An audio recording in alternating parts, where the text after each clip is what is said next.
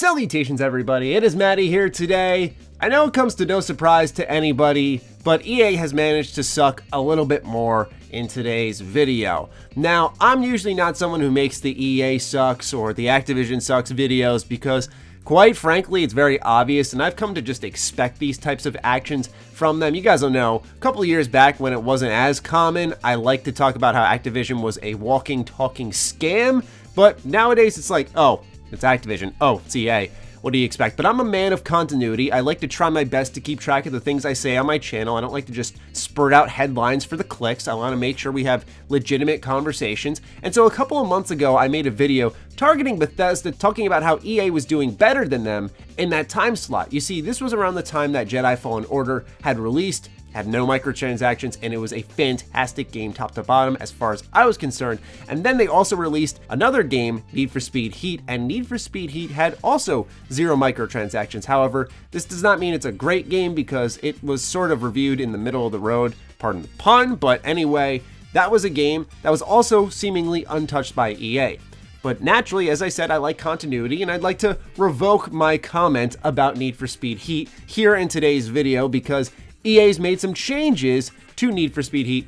Let's take a look at them. First and foremost, they've added third-party steering wheel support. This is pretty cool because for those who don't know, you can have a steering wheel attached to your console or PC as a controller, and then you can steer and drive around the world in a more interactive way. I think this is great. Need for Speed Payback apparently had a chat wheel or an emote wheel that a lot of people really liked, and they actually added this back to Need for Speed Heat. So far, so good. But let's talk about the keys to the map. The name gives it away. Getting the keys to the map will uncover Palm City's secrets. Available through a real money purchase, mind you, no price tag listed here, this will instantly reveal locations on the in-game map, including collectibles, activities, and gas stations. It won't complete any activities or collect street art for you, but their locations will be revealed.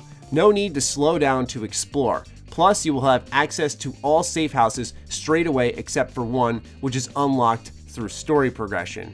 Alright, so I know I'm not going to be saying anything that's reinventing the wheel when it comes to what Ubisoft would call a time saver microtransaction, but it just blows my mind that companies allow this, right? The way I view games is it's art. No matter what, it's art, right? Like you put some time into it and you created something for people to experience or to play, and that art can be interpreted in a number of ways.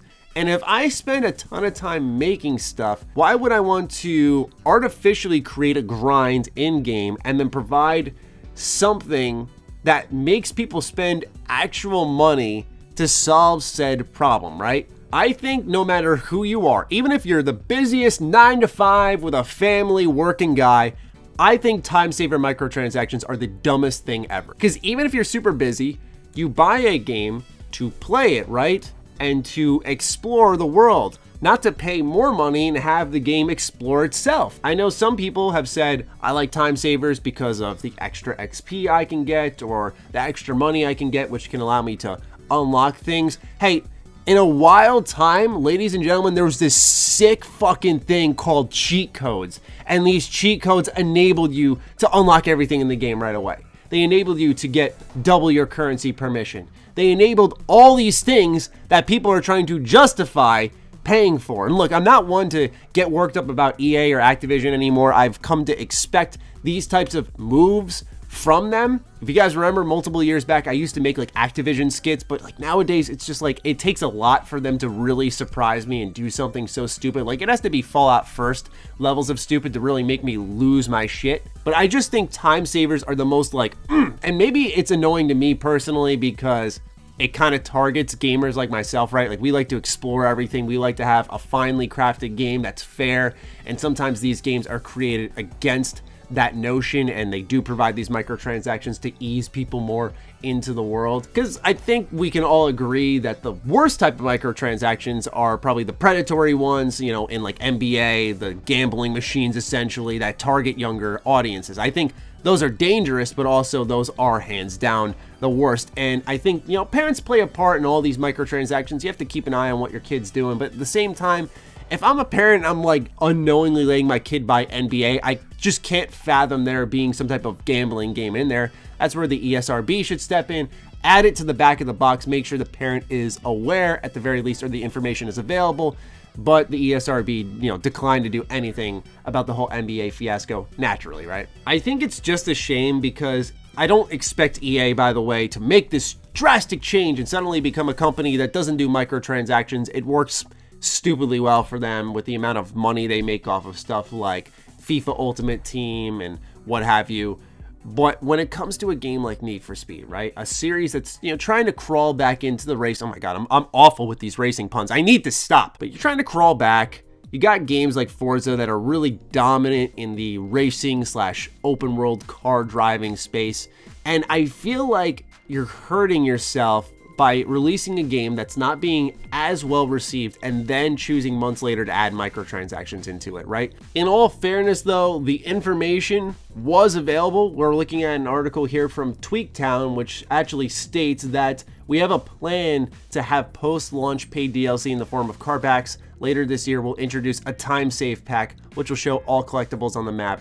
That's it, a Ghost Games dev said on Reddit. So, points to Ghost Games for being transparent. I don't think they were shouting it from the mountain like, hey, it's coming, because they probably didn't want to defect anyone from actually purchasing this. And a lot of positive content had actually come out about Need for Speed Heat and how it had been presented at launch. So I think this was like a news article, a sliver of information that sort of slid under the radar. So while there was transparency, it was tucked away in the corner of the web where it was almost like a backpack argument that you could just pull out and be like, oh, look, see, I said this. I don't think it invalidates any complaints that I have about the idea of adding microtransactions and stuff later into the game. I just don't like the idea of these substantial changes in business models to games a little bit into their life cycle, right? I get it's a business, but look at it this way, right? We have Bethesda who hit the reverse when it came to Elder Scrolls Blades. They made a ton of money on the front end and then saw their player base drop off. So they were like, take out everything and try to get people in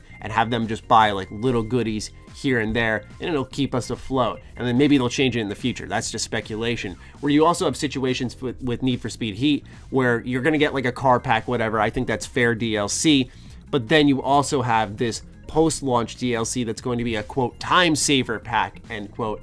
And I just think that type of stuff where you're changing halfway through defeats the purpose of like me getting involved, right? Like right when I see that, I think to myself, if you got to put a time saver in there, there's probably a good chance that you've created the game in a way to serve the time saver pack, right? To make that value worth it. If it was easy to find everything, easy to unlock everything, I don't think the logic would be justifiable to create a time saver pack. I just find it immensely disappointing. I think they could have done better with this product. I don't think it needed the microtransactions, right? I think they just needed to have something exist that was solid, because EA always finds a way to get themselves into trouble.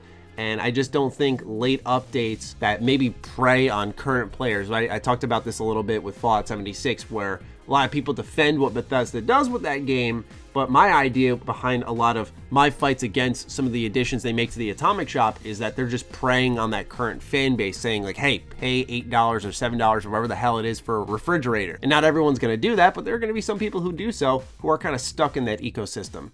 Anyway, no need to continue to ramble. EA stinks. That's kind of old news. I just wanted to update people on one part of my argument I made in an older video. I think it's important, once again, to have some sense of continuity. I'd love to know what you guys think about this change in the comments down below. Do you think it's fair criticism, given the fact that they made us alert on this change, even though it was in like one article I've seen so far? But do you think it's fair to criticize their changes despite us knowing a time saver pack was coming? Or do you despise this update? Do you care at all? Maybe not. I don't know. Let me know. Other than that, follow me on Twitter, follow me on Instagram. Those links are in the description down below. Big thank you to all the patrons who continuously support all the content I create here. I appreciate each and every single one of you, and I'll talk soon. Stay sexy, stay active. I love you all. Peace.